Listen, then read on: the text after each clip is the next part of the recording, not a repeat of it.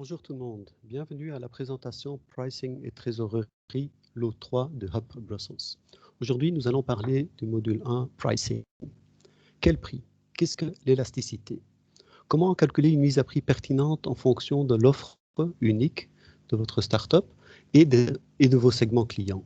Comment définir une politique de prix qui offre une rentabilité viable à votre projet? Mon nom est Martin Van Unick. Vous voyez mes coordonnées ici. Le prix. Qu'est-ce que définit le prix? Le prix va définir ce que vous allez avoir comme revenu, comme rentrée financière. Alors d'un côté, forcément, vous allez dépenser de l'argent. Cet argent, vous allez devoir le chercher quelque part. Donc il y a les petits tas ici, donc les tas de fonds propres, l'argent que vous mettez vous-même, l'argent que vous recevez de vos FFF, Family, Fools and Friends, éventuellement un investisseur ou un co-investisseur. Mais bien entendu, le but, c'est que la montagne ici, qui rentre par le biais de vos ventes, soit grande et pertinente. Quel prix? Qu'est-ce l'élasticité? Toute petite parenthèse économique, offre et demande. Donc, il y a deux courbes. D'un côté, vous avez la courbe de la demande, l'autre, la courbe de l'offre. De quoi s'agit-il? Si on regarde d'abord côté offre, il se trouve que vous êtes prêt à vendre, en tant que producteur de livres, dans ce cas-ci, vous êtes prêt à vendre une certaine quantité de livres à un certain prix donné. De l'autre côté, vous avez la demande, donc les clients.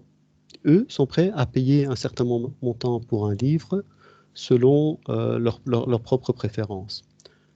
Qu'est-ce que l'équilibre? L'équilibre, c'est où on se trouve exactement au même point des deux côtés. Donc, dans ce cas-ci, nous avons 3 clients qui sont prêts à payer 20 € par livre, le point D, et nous avons un fournisseur, parmi tous les fournisseurs qu'il y a, nous avons un fournisseur qui est prêt, en effet, sur sa courbe d'offre à lui, de produire ces 3 livres à 20 € pièce et de les vendre à 20 € pièce.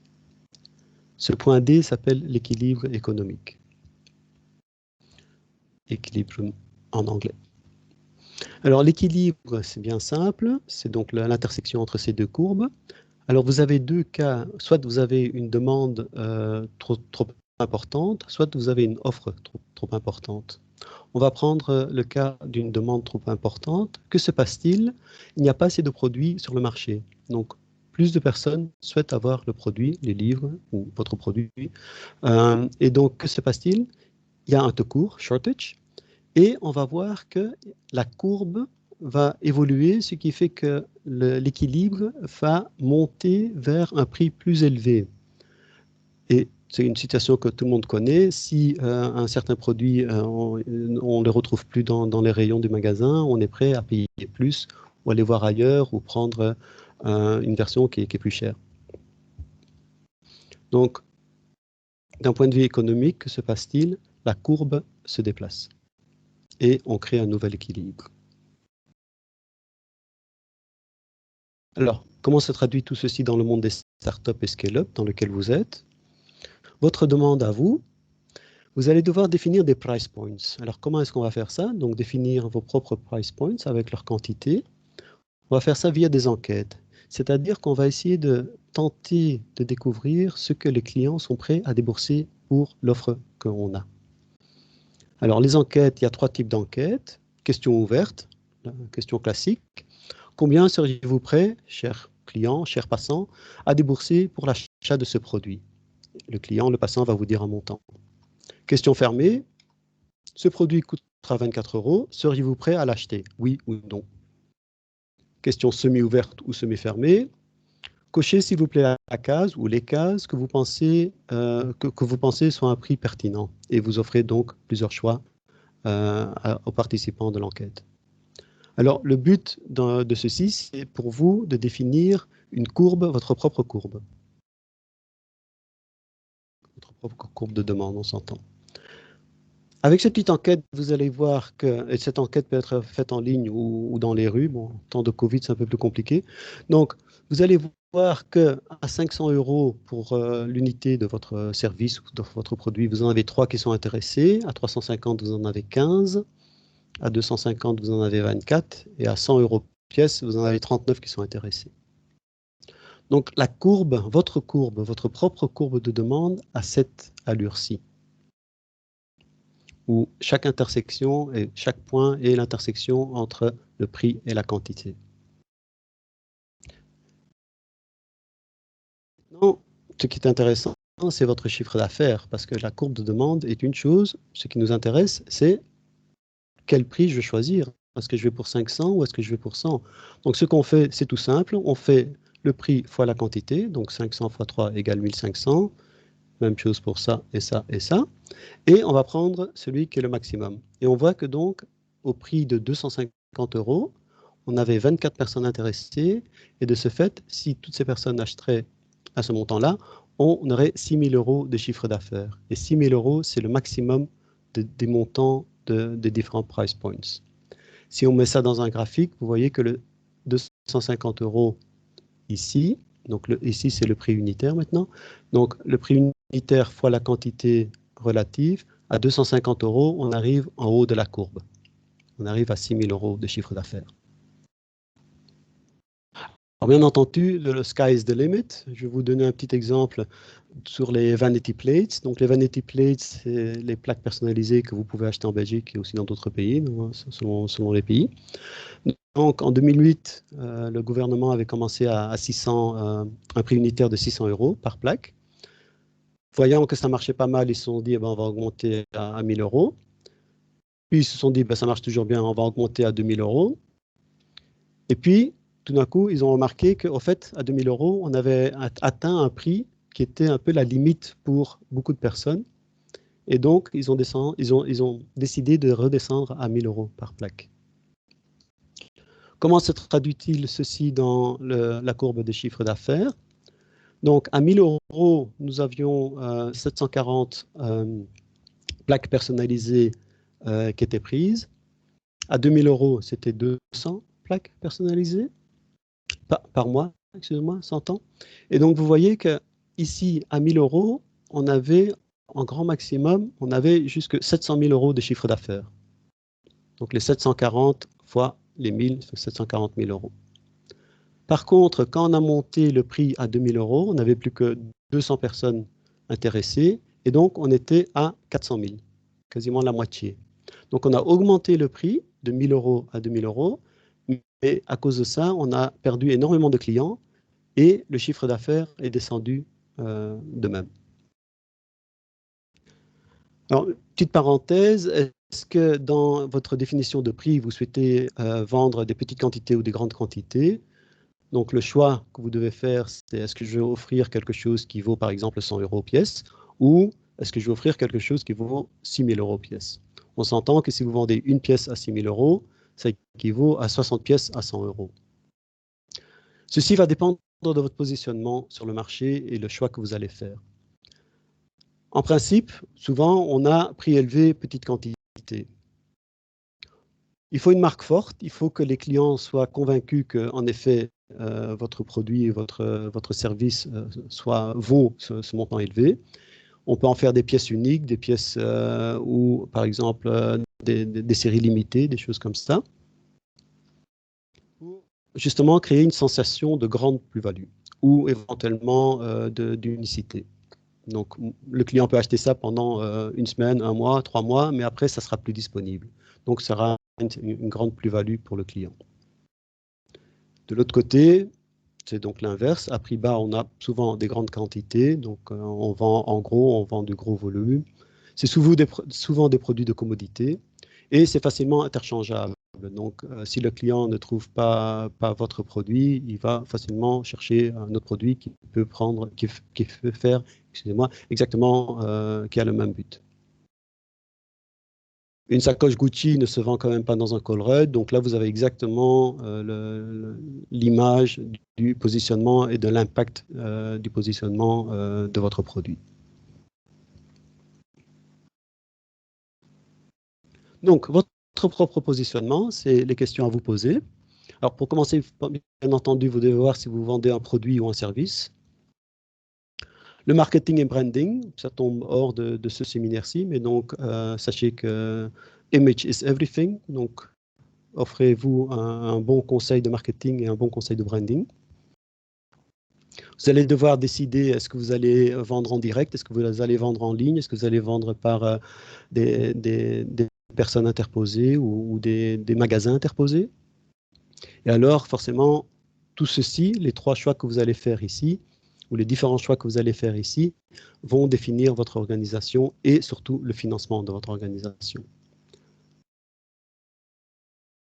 Souvenez-vous que cette partie-ci, c'est la partie sur laquelle vous allez devoir démarrer votre société, parce que souvent, on voit que dans les startups, forcément, les revenus, tout au début, c'est zéro ou minimal.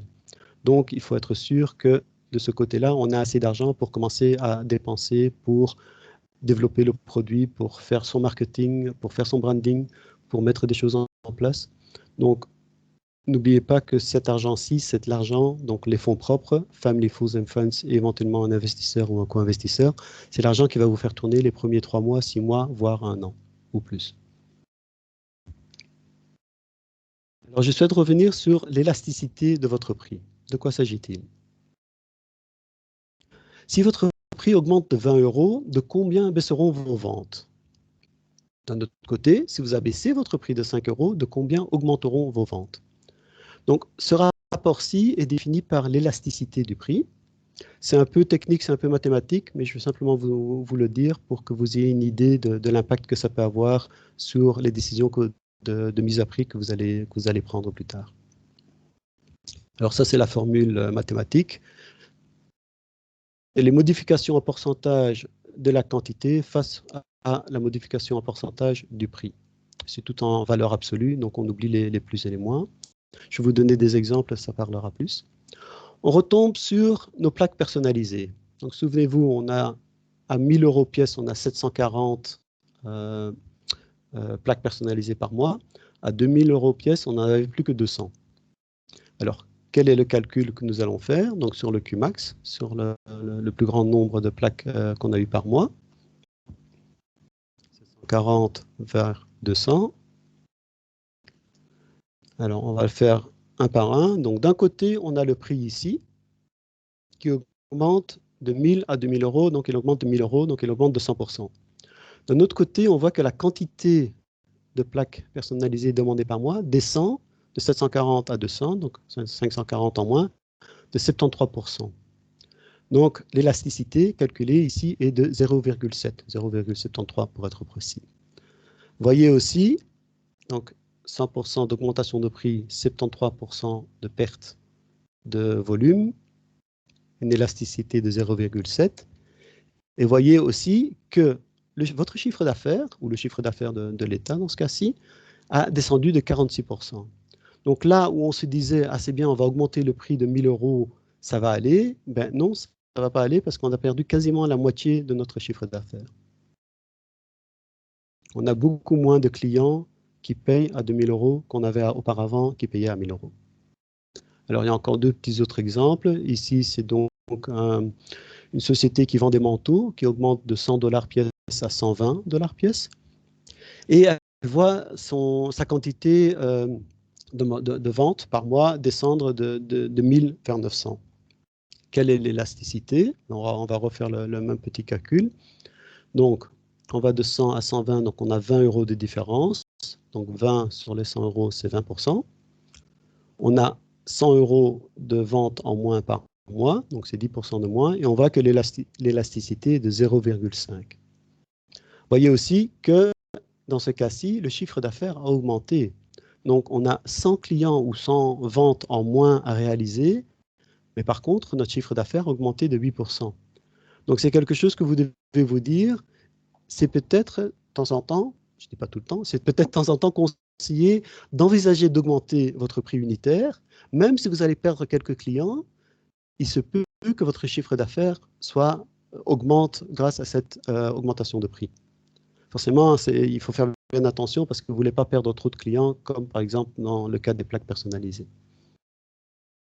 Dernier petit exemple ici. Donc ici, on va descendre le prix de pommes. Donc c'était 1,99 $ par basket et on va le mettre à 1,87 $. Et on voit que les ventes ont augmenté de 20%. Donc, on retrouve les 6% ici, parce qu'on va de 1,99 à 1,87, donc les 0,12 de différence sur les 1,99, c'est une baisse de 6%. On augmente de 20% les ventes, on va de 100 à 120, et donc on a une élasticité du prix de 3,3. Et notez aussi qu'ici, on a donc une augmentation du chiffre d'affaires de 13%. Donc dans ce cas-ci, une baisse du prix a généré suffisamment de ventes supplémentaires pour augmenter le chiffre d'affaires. Donc l'élasticité unitaire, c'est quand l'élasticité est égale à 1. Une forte élasticité, excusez-moi, c'est quand c'est plus grand que 1 et faible, plus petit que 1. Donc, une élasticité forte, c'est une petite différence de prix fait une grande différence de volume. Dans quel cas c'est quand c'est des produits nice to have, pas nécessairement qu'on on a vraiment besoin, pas de marque, pas de branding, pas de fidélisation de votre clientèle, ils partent tout de suite voir ailleurs, pas de différenciation de produits et il y a beaucoup d'alternatives sur le marché. Donc là, il faut faire attention quand vous êtes là et que vous augmentez le prix. Par contre, quand vous êtes là et que vous descendez le prix, forcément, là, c'est positif. Donc, il faut voir dans quel sens vous allez bouger votre prix. Élasticité unitaire, c'est exactement la même modification en pourcentage du prix par rapport à la quantité. Donc, j'augmente le prix de 10%, et bien mes quantités baissent de 10%. 5%, 5%, 20%, 20%. Donc, ça, c'est élasticité unitaire. Élasticité faible, ça c'est aussi intéressant, c'est là où on peut augmenter énormément le prix, on va perdre qu'une petite quantité. Alors, de quoi s'agit-il? Excusez-moi. Donc, c'est une marque solide, les clients sont vraiment attachés à votre produit, qu'ils considèrent comme essentiel, et c'est un must-have. Alors, must-have, tout est dans la perception, bien entendu, parce qu'un must-have pour personne A n'est pas nécessairement un must-have pour personne B.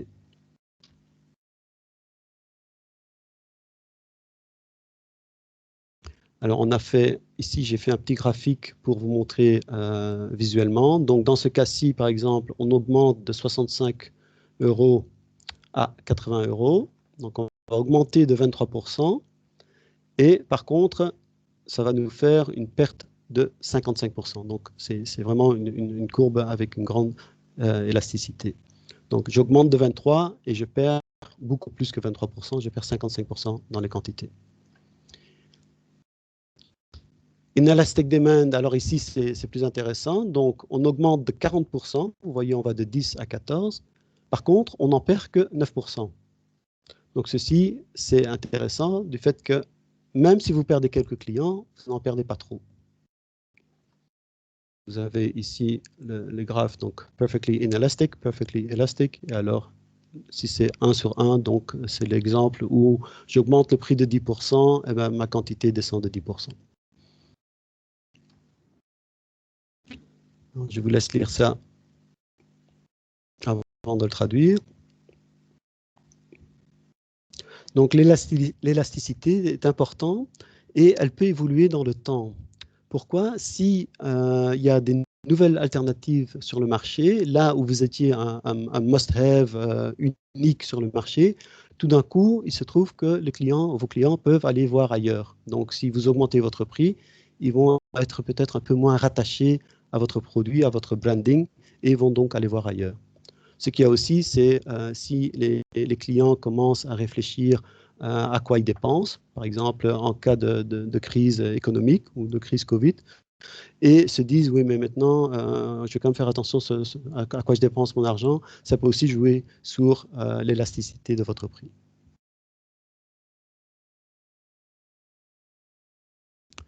Alors, une petite parenthèse, Veblen Effect, de quoi s'agit-il?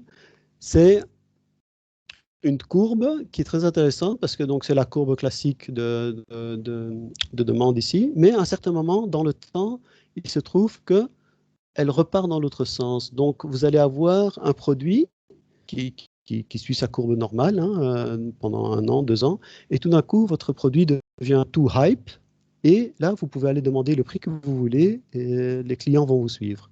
Alors, forcément, c'est intéressant, mais ce n'est pas évident à réaliser. Et donc, ici, vous avez un petit article qui parle de ça. Et je souhaite attirer votre attention tout en bas. Donc, il s'agit quand même de trouver une combinaison de Luck, Timing and Utility. L'article même parle de sacoches qui ont un succès fou et qui deviennent tout à fait hype, et on fait la file devant les magasins. Et c'était des sacoches qui auparavant n'étaient pas connues ou reconnues en tant que telles. Alors maintenant, pour vous, comment calculer une mise à prix pertinente en fonction de l'Unique Selling Proposition, USP, et de vos segments clients? Alors, les produits, forcément, il y a toutes sortes de produits, donc ils ont chacun leur propre Unique Selling Proposition. Celui qui vend du fromage dans un magasin bio souhaite faire passer un autre message que celui qui vend une Bugatti voiture de luxe. Donc, forcément, vous devez définir ce qui est votre Unique Selling Proposition. La Bugatti face aux autres voitures et votre fromage à vous face aux autres fromages. Donc, à vous de définir quel est votre propre USP. Qui sont vos clients? Quel segment est-ce que vous avez? Quelle segmentation est-ce que vous avez dans votre clientèle?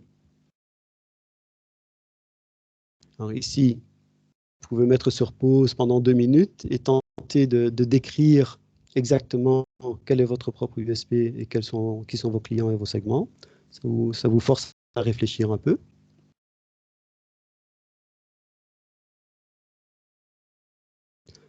Bon, voilà, et entre-temps, je continue. Alors, dans la définition de votre propre USP, qu'est-ce qu'il y a? Donc, Unique Selling Proposition, il y a forcément le mot unique. Donc, le produit même, votre service même, ne doit pas être unique en tant que tel, mais c'est les expériences que le client a après l'achat de votre produit, de votre service, où là, vous devez tenter de réaliser quelque chose d'unique. Donc, vous ne devez pas développer un produit phénoménalement, techniquement complexe, mais pouvoir faire passer le message que si votre client achète votre produit, que ses sensations à lui seront vraiment uniques ou très agréables. Selling, alors, votre but est de vendre. Dans le monde des startups, c'est toujours un peu compliqué, bien entendu, on y revient tout à l'heure. Mais donc, ça ne doit pas être un hobby, ce n'est pas de la charité, vous ne devez pas donner votre produit, votre service gratuitement à droite, à gauche. C'est pas ça. Selling, c'est vendre, c'est que quelqu'un débourse de l'argent pour acheter votre produit. La proposition, donc la proposition, quel problème concret est-ce que vous solutionnez? Là aussi, vous allez voir que ça vaut vraiment la peine de réfléchir quel problème vous allez solutionner pour votre client et de bien le décrire pour pouvoir faire votre marketing et vos branding dans ce sens-là. Donc ça, c'est la partie USP. Maintenant, allons voir vos clients et quel segment. Alors, le coup classique, c'est on identifie un client type, c'est-à-dire voici le client type Jacques ou Marie, 35 ans, entre 35 et 45 ans, entre 20 et 22 ans, entre 18 et 25 ans, habite là, suit cette école-là. Je veux dire, vous définissez votre client type, a des enfants, n'a pas des enfants, etc. Une fois que vous avez votre client type, vous allez pouvoir définir donc différents segments. Pourquoi? Parce que vous allez dire, bon, mon produit, mon service est pour tel type de client type, et j'en ai 2 ou 3 que j'arrive à m'imaginer, donc vous allez avoir par définition la segmentation de votre clientèle. Alors vous devez bien entendu affiner votre offre, hein, donc vous devez bien définir les caractéristiques fonctionnelles, donc qu'est-ce que votre produit fait, les aspects techniques si besoin il y a. Et vous devez décider comment est-ce que vous allez go to market, donc comment est-ce que vous allez approcher votre clientèle et vos segments de clientèle. Soit en direct, soit via des canaux de distribution, mais donc ça c'est une réflexion à faire. Au final, qu'est-ce que vous avez? Vous avez donc vos price points, je répète, avec donc les calculs que vous avez faits via vos enquêtes, les enquêtes où vous aviez les questions ouvertes, questions fermées et questions semi-ouvertes pour définir les prix, combien de personnes sont intéressées à quel prix. Si vous passez par des canaux de distribution, n'oubliez pas que vous allez devoir payer une marge à vos distributeurs. Donc, tenez-en bien compte dans votre chiffre d'affaires que vous allez devoir déduire des ventes, la marge que vous allez donner aux distributeurs ou aux personnes qui se trouvent entre vous et votre client final. Et bien entendu, n'oubliez pas, c'est le prix fois la quantité qui définit votre chiffre d'affaires et c'est ça qui est important.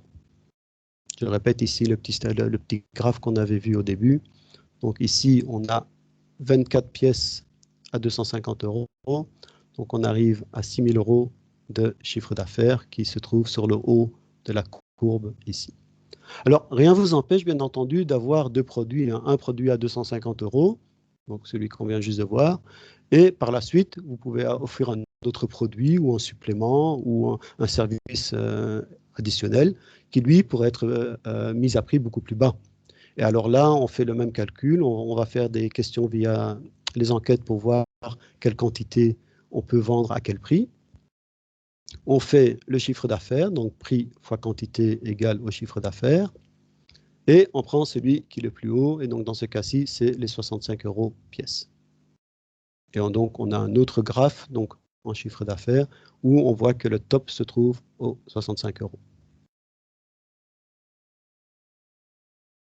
Ça, c'est les deux chiffres d'affaires qu'on aura avec les deux produits qu'on va vendre. Et c'est le maximum. Avoir différents produits s'appelle en anglais revenue streams, donc c'est toujours considéré une bonne chose forcément de pouvoir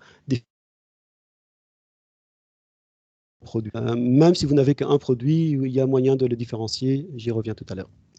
Alors vous allez me dire, oui, ben, tout ça, c'est des calculs. Oui, en effet, c'est des calculs. Donc, c'est des estimations. On va essayer de les faire le plus correctement possible. Comment est-ce qu'on peut les rendre le plus correctement possible? C'est, par exemple, en faisant des enquêtes, mais pas avec 10 personnes, mais en faisant une enquête où il y a au moins 100, 200, 300 personnes qui répondent. Et aussi, quand vous faites des enquêtes, ne demandez pas que à votre famille ou vos copains ou copines, parce que peut-être que vous n'avez pas exactement des réponses claires de leur part. Alors, maintenant, comment est-ce que vous allez définir vos prix? Vous allez sortir du building. Donc, vous allez sortir, vous allez demander, vous allez poser des questions.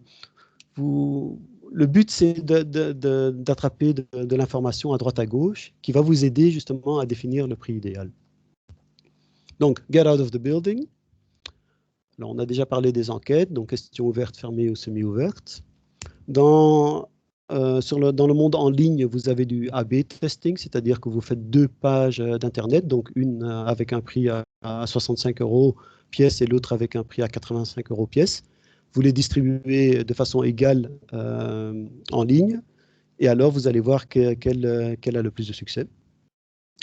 Benchmarking, alors là, qui est déjà présent sur le marché? Quels concurrents est-ce qu'ils sont déjà là? Ou quelles alternatives éventuelles? Et à quel prix sont-ils là? Donc, si votre concurrent est là à 10 euros et que vous allez sur le marché à 300 euros, ça risque de ne pas prendre. Alors, dites-vous aussi que vous êtes une start-up. Donc, vous ne devez pas sous-estimer le pouvoir d'une marque existante. Pas tout le monde va directement faire confiance à votre start-up. Donc, vous n'avez pas encore de marketing, vous n'avez pas encore de branding. Donc, il faut un certain temps pour que cela se lance. Alors, dans votre offre, donc on a la définition du prix. Il faut aussi bien définir votre offre. Hein. Donc, vous allez devoir dire, bon, est-ce que c'est la plupart du temps, c'est un transfert de propriété. Hein. Je vends un morceau de fromage, le client me l'achète, et bien, je donne le morceau de fromage à mon client. Il y a aussi des droits d'utilisation où le client peut utiliser soit un service, soit un produit, il me le rend par la suite. Et il y a alors aussi des systèmes d'abonnement. Système d'abonnement, d'un point de vue trésorerie, très intéressant. Définissez votre unité. Donc, est-ce que vous allez vendre votre fromage par pièce? Est-ce que vous allez vendre votre service par heure? Par nombre d'utilisateurs? À vous de définir de quelle façon vous allez définir votre unité. Alors, pour le client, faites le calcul aussi, quel est le coût pour lui ou pour elle de ne pas avoir votre produit. Donc, là, c'est intéressant de voir si donc, la proposition que vous lui offrez, la solution que vous lui offrez, va lui permettre de gagner de l'argent ou gagner du temps. Et si c'est le cas, tentez de bien le décrire. Et finalement, quel est le prix d'un changement ou d'une migration vers ou de votre produit? Alors, de quoi s'agit-il? Si un client utilise déjà un autre produit, vous devez rendre le prix d'un changement ou le coût d'un changement de cet autre produit vers votre produit très bas. Il faut que la migration se fasse facilement. Par contre, le prix que vous devez mettre en place ou le coût que vous devez mettre en place pour qu'un client parte de nouveau de chez vous, celui-là, vous devez le faire le plus haut possible. Comment? En offrant des services supplémentaires, en offrant une panoplie de services et que le client n'aura pas chez un autre concurrent. Alors, dans les prix, n'oubliez pas que vous pouvez aussi définir des paliers de tarifs dégressifs. Donc, de quoi s'agit-il? C'est classique, hein, réduction de prix unitaire selon la quantité prise. Donc, si je prends une unité, ça me coûte 3,25 €. Par contre, si je prends à partir de 200 unités, ça va plus que me coûter 3,07 € par unité. Et comme ça, vous pouvez définir votre propre palier pour votre produit. L'exemple de nouveau du fromage bio qu'on vend, ben, vous en prenez un, ça vous coûte autant. Vous en prenez trois, ben, ça va vous coûter moins par pièce. Alors, n'oubliez pas l'impact que cela aura aussi sur votre chiffre d'affaires. Mais l'exemple ici que je souhaite vous montrer, c'est que 199 prix à 3,25 €, ça vous fait 646. Au moment où le client passe à 200, vous allez perdre un peu de chiffre d'affaires. Mais ce n'est pas trop grave ici. Vous devez bien définir les différents prix et les différentes quantités à partir desquelles ils sont d'application. Alors, chose très importante, c'est always price your product or service in such a way that the customer understands. Donc, il faut que le client, et comment le client s'y attend, il faut que dans la définition de votre prix et de votre unité, vous devez vendre quelque chose que le client comprenne. Si je vends un morceau de fromage par poids, tout le monde comprend ça. Si je vends un service par heure, tout le monde comprend ça. Là où ça devient un peu compliqué, c'est quand vous commencez à être très créatif dans la définition de votre produit et donc de votre prix et de votre unité, et que le client ne va jamais comprendre ce que vous souhaitez faire. Alors, il y a aussi ce qu'on appelle des prix multi-axes, où là, le prix, l'unité, et il y a plusieurs unités. Donc, dans l'exemple ici, c'est que, donc c'est un exemple en ligne, donc de web page, où là, le prix est défini par le nombre d'utilisateurs. Donc, on a un prix single user, on a un prix up to 10 users, et puis un prix pour un nombre d'utilisateurs illimité. On a un prix pour tout ce qui est des fonctionnalités de base, un peu plus compliquées ou vraiment compliquées, et on a un prix pour l'utilisation qui est faite du software. Donc vous voyez ici, c'est sur 3 axes, et donc le prix peut varier selon chacun des axes mentionnés ici. Donc si vous faites ça, donc c'est basé sur une combinaison de 2 ou plus unités, mais donc gardez bien la structure claire parce qu'il faut que le client vous comprenne. Si c'est trop compliqué, pour vos clients potentiels, ils et elles iront voir ailleurs. Une autre définition de prix, c'est le cost plus méthode. Alors, de quoi s'agit-il? Je définis ce que ça me coûte pour fabriquer ou réaliser mon produit. Donc, c'est le petit carré noir ici. Et je rajoute simplement une marge supplémentaire de 20%, 30%, 5%, peu importe, ou une marge supplémentaire de 5, 10, 100 € par pièce. Donc ça définit votre prix auquel vous allez le vendre. Donc le prix ici. Ça sera votre prix de vente. Ne pas faire de la sorte. Pourquoi? C'est le marché qui définit votre prix, de façon rationnelle ou pas.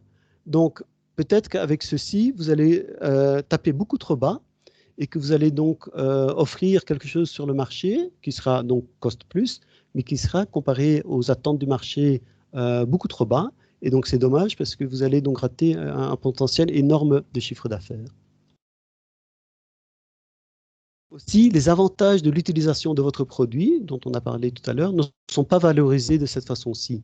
Si votre client, en utilisant votre produit, ça lui permet de gagner énormément de temps ou énormément d'argent, avec la façon cost plus, ça ne va pas vraiment être reflété dans le prix que vous allez définir.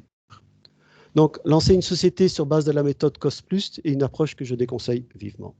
Le mieux, c'est de définir ce que vos clients, donc faire des enquêtes de marché, définir ce que vos clients sont prêts à payer, définir ce qu'il y a sur le marché, et puis vous positionner de cette façon-là.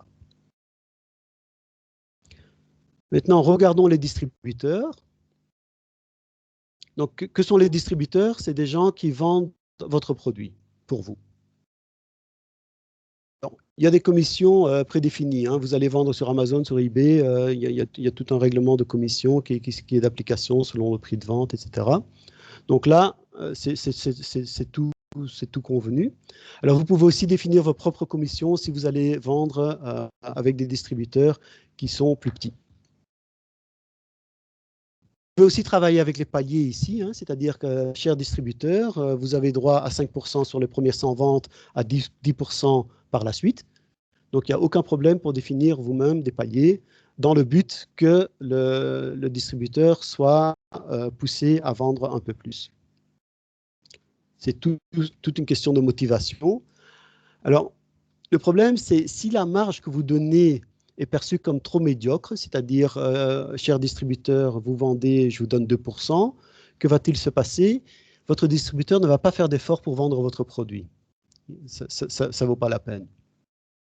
Si par contre, votre marge est trop importante, cher distributeur, à chaque vente, je vais vous donner 65% du prix, vous risquez de vous retrouver dans une situation où votre start-up n'y gagne rien, voire perd de l'argent à chaque vente, ce qui est forcément pas conseillé, parce que vous n'allez pas avoir de profit et pas de rentabilité à moyen et long terme, et au terme, vous n'allez pas avoir d'avenir. Alors, spécifiquement pour le monde B2B, donc business to business, il y a la question make or build. De quoi s'agit-il? Votre client est une société, donc on est en B2B, donc votre client est une société. Votre client a le choix entre soit il va construire ce qui lui manque, soit il va outsourcer ou il va donc l'acheter, de préférence chez vous. Donc à vous de faire un calcul pour votre client, combien de temps et d'argent est-ce que cela va lui coûter pour fabriquer lui-même le produit que vous lui offrez? Et une fois qu'il l'aura fabriqué, combien de temps est-ce qu'il pourra l'utiliser? 1 an, 3 mois, 2 semaines? Donc, vous faites ce calcul-là et, par exemple, vous tombez sur un montant de 5 000 € pour une vie économique de 10 ans, c'est-à-dire votre client peut le construire lui-même pour 5 000 €, un investissement de 5 000 € et il pourra l'utiliser sur 10 ans. Alors, on fait le calcul bête et simple, donc on divise les 5 000 par 10, on arrive à 500 € par an. Et donc maintenant, à vous de définir votre prix. Vous savez que dans le calcul, ça coûte à peu près 500 € par an à votre client. Donc vous avez le choix, soit vous allez vous mettre à 389, 475, 500 piles, 599, 625. Donc vous avez maintenant une indication de prix dans lequel vous pouvez vous positionner. Alors, vous pouvez vous dire, ben, je vais l'offrir à 500 piles, ou je vais l'offrir un peu moins cher, ou je l'offre un peu plus cher. Outre le prix auquel vous allez lui offrir, forcément, vous allez lui offrir gratuitement, entre parenthèses, un update annuel avec des améliorations, un service support, et donc tous les petits surplus que vous pouvez définir et imaginer. Donc ça, c'est la décision build it or buy it de votre client. Donc, soit build it, il le fait lui-même, soit buy it, il va l'acheter. Et donc, si vous-même, vous faites le calcul pour lui, ça va déjà clairement vous indiquer dans quelle rangée de prix est-ce que vous devez être.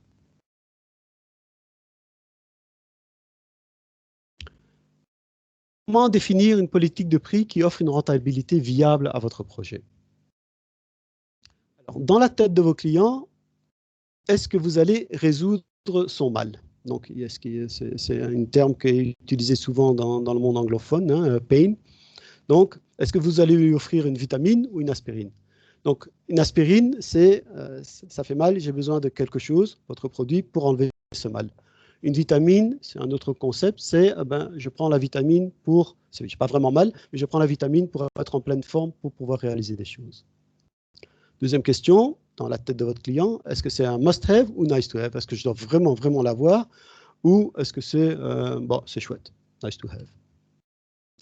Forcément, le client va aussi regarder les différentes caractéristiques. Hein. Donc, qu'est-ce que votre produit ou service offre? Quelles sont les caractéristiques techniques? Et dans le monde Internet ou en ligne, là aussi, plutôt dans un monde B2B, il va regarder votre roadmap, c'est-à-dire quelles sont les évolutions auxquelles je peux m'attendre dans les prochaines années. Votre client va aussi voir votre service d'assistance, si c'est d'application pour votre startup. Mais donc, si vous offrez un service, est-ce qu'il y a un service support? Si vous offrez un produit, si le produit se casse, est-ce que le client peut revenir vers vous?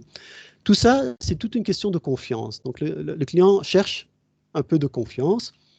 Qui êtes-vous? Qui vend ceci? Quelle est cette startup? Et surtout, est-ce que cette société sera encore présente l'année prochaine? Donc, c'est tout de questions que le client se pose dans sa tête, auxquelles vous devez tenter de répondre pour être bien préparé si vous avez cette discussion avec lui. Alors, sachez que dans la tête du client aussi, rien ne s'achète sans comparaison. Votre client, vous, moi, tout le monde, on compare. Donc, quand on voit un prix, on va comparer. Alors, avec quoi va-t-on comparer? Donc, c'est toujours une comparaison. Votre client potentiel va comparer votre offre ou votre produit avec des produits ou des services similaires déjà disponibles sur le marché. Donc, en gros, vos concurrents. Il va comparer aussi avec les alternatives. Alors, ce n'est pas un produit qui est exactement le même, mais grosso modo, il fait la même chose. Et, dernièrement, il va aussi comparer avec le fait de ne pas acheter votre produit. Donc, rester en status quo, continuer à vivre avec son mal et se dire non, le prix que vous me demandez, c'est trop si je compare ça avec le mal que j'ai en ce moment. C'est un petit mal, donc je peux vivre avec. Donc, c'est toujours une comparaison A, avec les produits services similaires déjà disponibles sur le marché, B, les alternatives, et C, continuer avec son propre mal. Petite parenthèse de nouveau en B2B. Donc, dans un environnement B2B, donc business to business, vous devez faire un return on investment, parce que si vous ne le faites pas, le client de toute façon va le faire. Donc, de quoi s'agit-il? Si le client achète votre produit, combien est-ce que ça va lui rapporter? Dans ces calculs, mettez bien en vue les avantages compétitifs pour votre client. Donc, vous faites le calcul et vous dites, ben voilà, grâce à mon produit, vous allez dépenser moins, vous allez gagner du temps, et ceci et cela. Alors, sachez aussi que votre client B2B, dans un environnement B2B, travaille avec des budgets. Donc, il faut être bien clair dans vos prix, donc bien indiquer clairement le prix final pour votre client avec les différentes options et les évolutions dans le futur. Sachez aussi à quel moment dans l'année aller rechercher un contact, parce qu'il se trouve que si, par exemple, vous faites de l'événementiel, les budgets se font au mois d'octobre-novembre de l'année précédente. Donc, si vous débarquez en janvier-février, c'est souvent un peu trop tard. Bon, maintenant, l'événementiel n'est peut-être pas le meilleur exemple dans le monde Covid que nous vivons.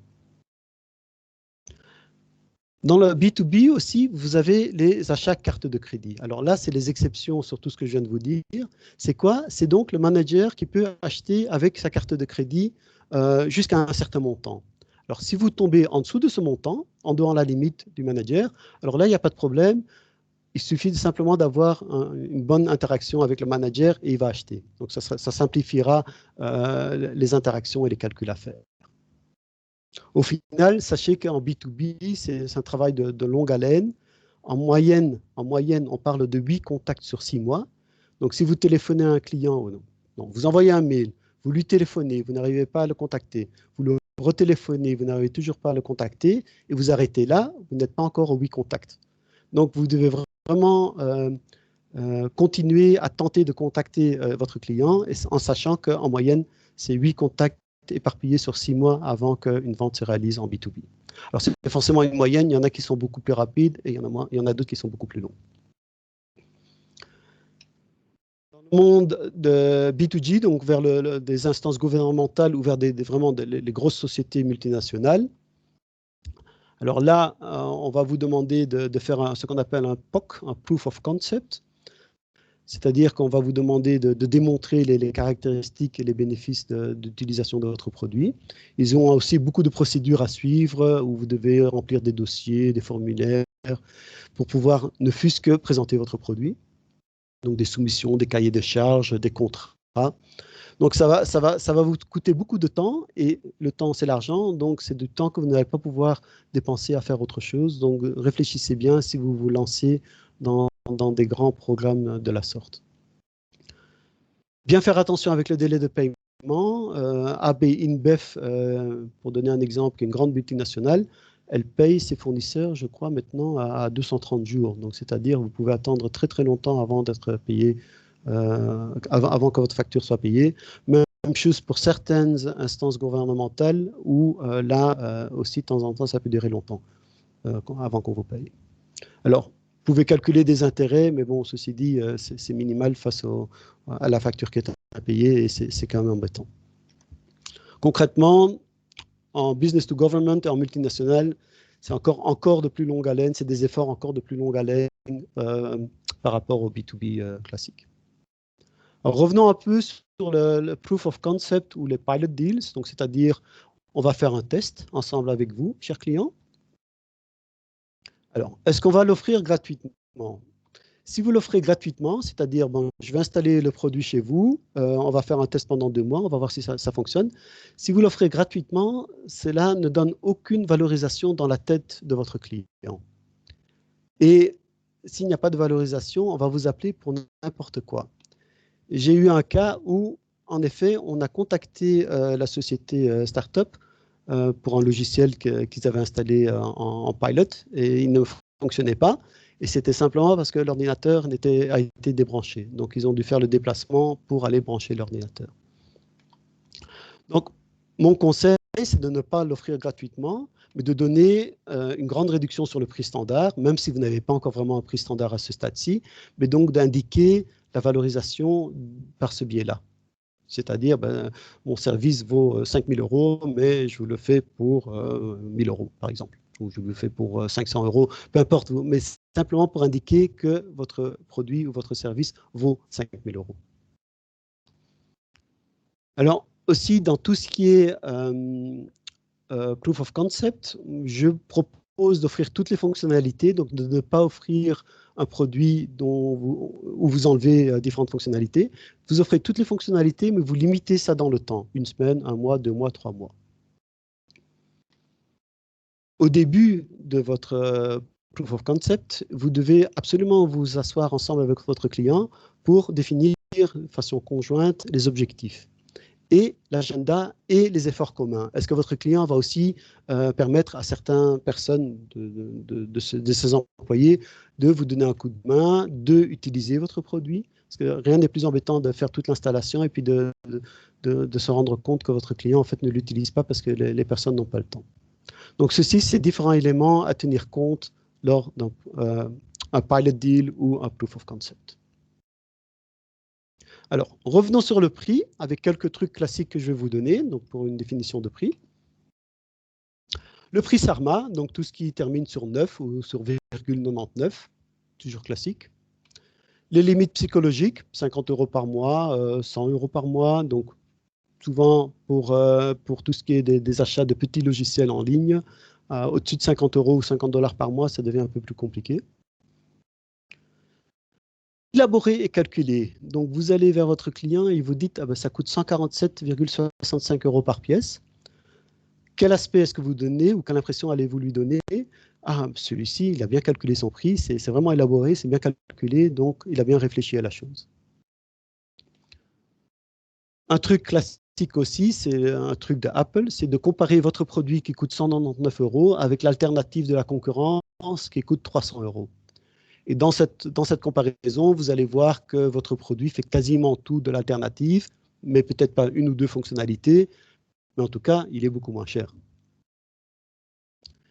N'oubliez pas que si vous mettez votre prix trop bas, too low pricing is bad, ça donne toujours une mauvaise impression de qualité. Les gens ne vont pas croire que c'est possible. Alors, un truc classique aussi à suivre, et ça que je vous conseille tous à faire, c'est donc faire un split bronze, argent, or, aussi appelé good, better and best. Même si vous n'avez qu'un produit, tentez de faire cette division. Donc, si vous n'avez qu'un produit, le choix que vous offrez à votre client, c'est soit j'achète le produit, soit je ne l'achète pas. C'est un interrupteur. On va essayer de ne plus être dans cette situation-là. On va essayer de changer la situation face à votre client ou votre potentiel client. De quelle façon? En lui offrant un choix. Alors, bronze à 15 $, silver à 25 $, c'est aussi le plus choisi, donc il est un plus grand, et gold à 30 $.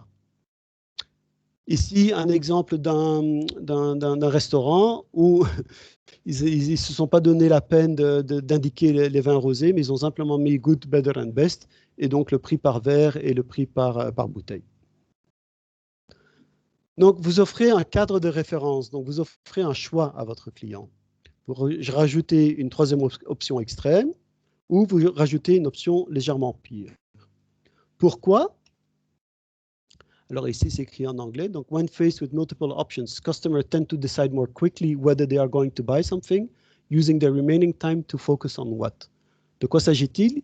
Le client qui a trois options va être plus rapide à se dire, bon, je le prends, ce produit, et maintenant, je vais passer mon temps à choisir quelle des trois options est-ce que je vais prendre. Forcément, j'ai un exemple pour vous démontrer la force de ce principe. TheEconomist.com a trois options. Donc, le subscription, donc en ligne, le print, le subscription sur papier, et en ligne et sur papier. Alors, en ligne, c'est 59 $, sur papier, c'est 125 $, et print et en ligne, c'est 125. Forcément, ici, le prix est le même, comme vous voyez. Quand The Economist a offert ça, ils ont eu 16% qui a pris l'option A, personne n'a pris l'option B, bien entendu, et 84% a pris l'option C.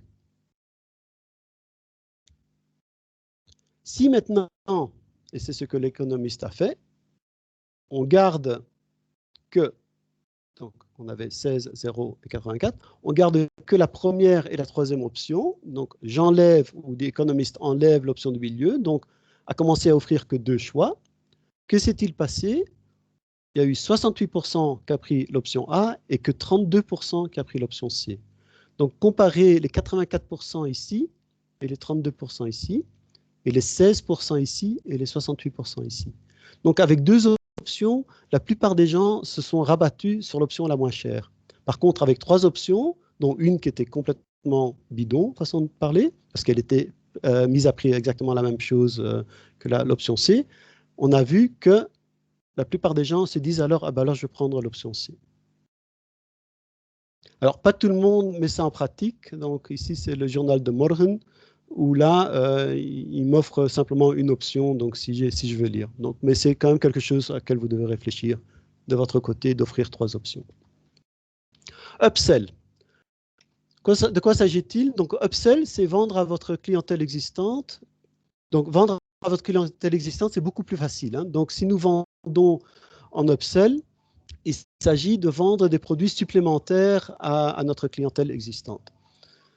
Alors, forcément, il faut que ce soit pertinent pour votre client parce que ça ne sert à rien de vendre quelque chose auquel qui ne peut pas l'aider. Alors, si vous définissez votre produit ou votre service de telle sorte qu'un upsell est nécessaire avec l'usage ou avec le temps, ça devient intéressant. Pensez tout simplement à des rasoirs avec des lames où la lame va s'user et donc à un certain moment, il va falloir racheter des lames. Définissez un prix correct pour l'upsell. Hein. Il ne faut pas que ça soit un prix exorbitant et ça doit être, par exemple, entre 25 au maximum 50% de la valeur du premier achat. Sinon, ce n'est pas un upsell, c'est une vente supplémentaire.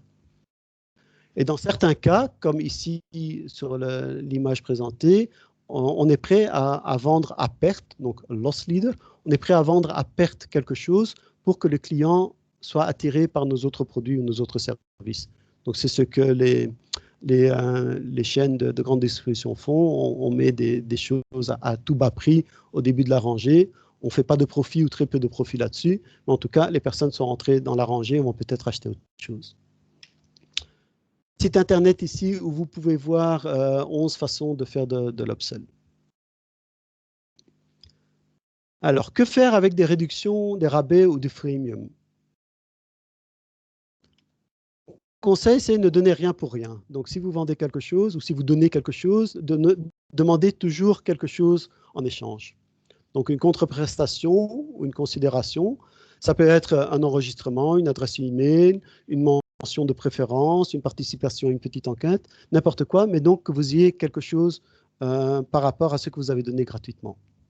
Alors, limitez surtout vos actions de gratuité dans le temps et la région. Donc, tout ce qui est freemium, offrez l'abonnement freemium si vous offrez un abonnement freemium sur un produit online, offrez-le, mais limitez dans le temps et la région. Faites aussi attention de ne pas frustrer vos clients existants si vous commencez à offrir après 1 ou 2 ans ou après 6 mois des choses gratuites aux nouveaux clients. Alors, ce qui est bien, par contre, c'est s'offrir des réductions pour recevoir des paiements plus rapides. J'y reviendrai dans le deuxième module, mais donc c'est pour l'aspect trésorerie. Si vous avez un produit qui est un abonnement mensuel et que vous demandez à être payé donc chaque mois, chaque mois votre client paye un 12e, vous pouvez vous dire, je vais offrir 5% de réduction à ce client s'il prend un abonnement annuel prépayé. Donc il va payer au début de son abonnement pour les 12 mois et il va recevoir 5% de réduction. D'un point de vue trésorerie, c'est beaucoup plus intéressant parce que vous avez tout le cash qui rentre tout de suite. C'est beaucoup plus intéressant ça que d'avoir les paiements fractionnés sur 12 mois. Alors, encore un tout petit mot à propos du financement de votre société. Donc, comme j'avais dit, donc les revenus, c'est là où le prix va générer le tas d'argent qui descend. Mais je souhaite un peu me focaliser ici sur l'argent qui est disponible tout au début. Donc, les fonds propres, l'argent de vous-même, l'argent de FFF, Family, Friends and Fools, ou l'argent d'éventuellement d'investisseurs. Alors, il y a 4 raisons, ou quelles sont les 4 raisons est ma question, mais il y a 4 raisons pour que quelqu'un vous donne de l'argent.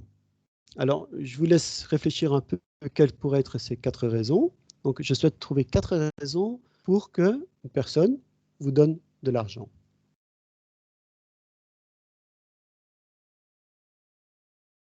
On va aussi mettre sur pause. Je vais continuer. Alors, là, la personne peut vous donner de l'argent simplement par le biais d'un don. Donc, ça, c'est give it away. Donc, ma grand-mère me donne de l'argent pour lancer ma start-up. Elle n'attend rien en retour. Donc, elle me donne de l'argent. Donc, elle m'a fait un don. Mon père, par contre, lui, il est bien prêt à me donner de l'argent, mais par contre, il souhaite quand même le revoir un jour. Donc, lui, il me donne un prêt. Donc, j'emprunte de l'argent de sa part, avec un taux d'intérêt de 0 ou un taux d'intérêt de 1%, peu importe. Et donc, à un certain moment, cet argent qu'il m'a donné, entre parenthèses, je vais devoir lui rendre. Ce que vous voyez aussi, c'est que la personne me donne de l'argent, mais au fait, elle m'achète déjà le produit. Donc, en pré-vente, mon produit n'est pas encore existant. Donc, on voit ça souvent avec du crowdlending ou crowdfunding campaign. On peut préacheter certains packages. Donc, on définit différents packages. Et avec ça, une personne me donne de l'argent, en effet. Mais au fait, cet argent est un avancement, un prépaiement d'un produit que je vais créer plus tard. Et au final, un actionnaire qui rentre dans ma société, donc quelqu'un qui se dit, bon, moi, je te donne de l'argent, mais par contre, je vais aussi être actionnaire, lui est prêt à risquer cet argent. Donc, si tout va mal, il va perdre l'argent. Par contre, si tout va bien, il sera aussi dans votre société et il va en profiter aussi. Donc, ça, c'est les 4 différentes raisons qu'il y a pour que quelqu'un vous donne, entre parenthèses, de l'argent. Alors, brièvement sur la création d'une société, là où avant, on devait avoir un capital minimum, maintenant, ce n'est plus le cas. Donc, le capital minimum de 18 600 n'est plus d'application. Par contre, il faut quand même faire un petit calcul d'un plan financier que vous devez déposer chez le notaire pour démontrer qu'avec les 1 000, 2 000, 5 000, 10 000 euros que vous allez mettre dans votre société, ça suffit pour survivre 2 années, 2 ans ou 3 ans. Donc, c'est vraiment possible de démarrer avec un minimum absolu. Alors, ce qu'on voit de temps en temps, c'est qu'on démarre avec un minimum absolu et on met en place directement une campagne de crowdfunding, souvent avec buy stuff, donc des avances sur paiement, où les personnes nous donnent de l'argent pour avoir dans 6 mois, dans 3 mois, le produit gratuitement, ou éventuellement pour acheter de l'équipement de base. Alors, faire un peu attention avec cette méthode de crowdfunding pour se financer, parce que ça peut générer des problèmes à retardement, parce que les livraisons donc prépayées, donc l'argent que vous recevez aujourd'hui, c'est pour des livraisons que vous allez faire dans 3 mois ou dans 6 mois. Elles sont prépayées, donc ça veut dire qu'à ce moment-là, dans 3 mois, votre prix sera 0, donc il n'y aura pas de chiffre d'affaires. Donc, vous n'allez pas faire un profit ou vous n'allez même pas faire de chiffre d'affaires sur ces ventes-là parce qu'elles ont déjà été payées. Dites-vous bien dans le monde de start-up qu'avec les fonds propres que vous avez, il vaut toujours mieux d'abord faire un minimum viable product, donc un MVP, que vous pouvez vendre à un prix défini, suivi dans le temps avec un minimum viable product un peu plus élaboré, et puis de nouveau un numéro 3 qui est encore plus élaboré. Donc ne faites surtout pas ce qu'on voit de temps en temps dans des startups, c'est se focaliser sur le MVP numéro 3. Vous allez vous retrouver avec tout d'abord un châssis que vous ne pouvez pas vendre séparément, puis un châssis avec des roues, avec éventuellement un moteur que vous ne savez toujours pas vendre individuellement, et uniquement qu'à la fin avec le produit fini. Tentez d'avoir quelque chose que vous pouvez vendre directement. Alors, quelques dernières réflexions que je souhaite partager avec vous. Alors, votre politique de prix doit être sans ambiguïté. Hein. Donc, soyez bien clair, soyez bien précis. Qu'est-ce qui est dans votre prix, qu'est-ce qui n'est pas dans votre prix. Ne soyez pas comme certaines sociétés de télécommunications, je ne vais pas les nommer, qui ont comme politique de prix, if you cannot convince them, confuse them. Donc, de quoi s'agit-il? Ben, on change les paramètres tous les 3 mois, on bouge ce métrique-là pour changer ce métrique-là, et donc à la fin, il n'y a plus personne qui comprend quoi que ce soit. Tentez de tester votre prix. Donc, tentez de faire, si vous êtes en ligne, si vous avez un magasin en ligne, tentez de faire donc le A/B testing dans la mesure du possible, bien entendu. Si vous vendez des produits, tentez de vendre le produit à un certain prix pendant 1 semaine ou 2 semaines, puis à un autre prix pendant 2 autres semaines. Donc, tout ça, bien entendu, dans la mesure du possible. Mais si vous testez, vous allez avoir plus d'informations et savoir plus comment gérer votre politique de prix. Alors forcément, vos prix peuvent évoluer dans le temps et avec la concurrence. Hein. Si la concurrence disparaît, ben, vous pouvez un peu augmenter vos prix. Par contre, s'il y a plus de concurrence, là, il faudra peut-être réfléchir à descendre vos prix. Alors, tous les choix et définitions de prix vont déterminer les options et les possibilités, aussi en ce qui concerne le branding, mais surtout aussi pour tout ce qui est le financement. Donc, si vous commencez avec, je prends le cas extrême, avec du freemium, c'est-à-dire vous offrez votre produit gratuit, pendant 1 mois, 3 mois, 6 mois, et vous n'offrez que du freemium, vous allez devoir financer ça mais de façon forte vous-même. Parce qu'il n'y a rien, la manne d'en haut est vide, il n'y a rien qui rentre de ce côté-là. Donc tout dépend des fonds propres que vous avez, des Family Foods and Friends, et éventuellement d'investissement.